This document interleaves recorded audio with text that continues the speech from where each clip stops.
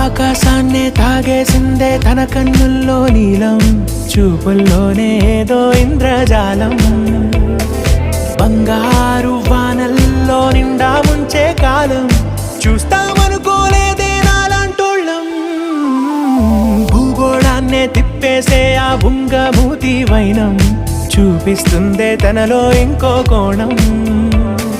చంగావి చంపల్లో చంగుమంటూ మౌనం, చూస్తూ చూస్తూ తీస్తూ ఉందే ప్రాణం.